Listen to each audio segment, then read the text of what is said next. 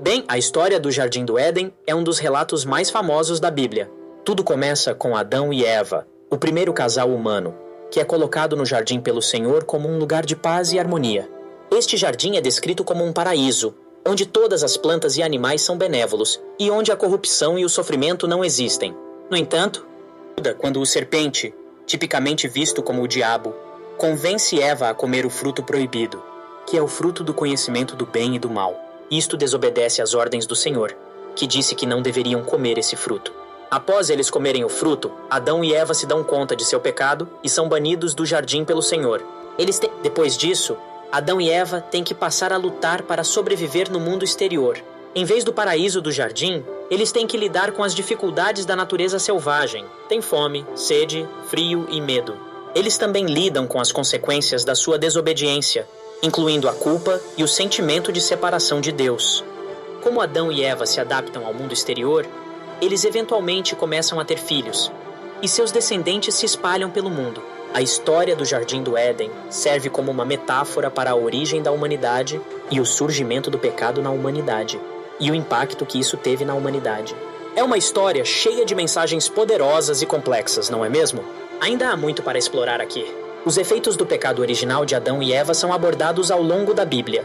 Uma ideia central é que o pecado separou os seres humanos de Deus e causou o sofrimento e a mortalidade no mundo. Esse sentimento de separação é um dos temas centrais da narrativa da Bíblia e é abordado em outros livros, como João e Romanos. É claro que a narrativa do Jardim do Éden também é vista por muitos cristãos como uma alegoria, ou um conto que tem um significado simbólico e metafórico, em vez de uma descrição literal de eventos históricos. Nesse sentido, a história do Jardim do Éden é vista como uma metáfora sobre a natureza humana e a busca pelo conhecimento e pela sabedoria. Alguns veem o jardim como um lugar onde a humanidade vivia em harmonia com Deus e o mundo, antes de começar a buscar o conhecimento proibido, e logo depois começar a sofrer as consequências. É interessante notar que a história do Jardim do Éden também é semelhante a outras histórias de origem dos diferentes povos e culturas. Por exemplo, há um enredo similar em muitas mitologias, como a grega e a nórdica. Em várias dessas histórias, há um ato de desobediência ou traição, que resulta na saída do lugar do bem. Sempre tem essa ideia de que alguém viola uma regra, e isso traz sofrimento e separação. Um exemplo comum é o mito de Prometeu, que traz o fogo para a humanidade, contra a vontade dos deuses gregos, e é condenado a sofrer para toda a eternidade por isso. Outro elemento comum a essas histórias é o personagem ou grupo de personagens que é separado do resto da sociedade por algum motivo, seja pela sua natureza, suas escolhas ou por alguma maldição. Na Bíblia, é a expulsão de Adão e Eva. Em outras histórias, é a condenação de um grupo inteiro de pessoas, como os titãs ou os gigantes. Uma outra corrente interessante nessas histórias é o paradoxo do conhecimento. Na maioria dessas histórias, conseguir conhecimento proibido tem ambos um benefício e um custo. Tipo, no caso de Prometeu, ele traz o fogo, que ajuda a humanidade a prosperar, mas isso também fere os deuses e leva a sofrimento para Prometeu.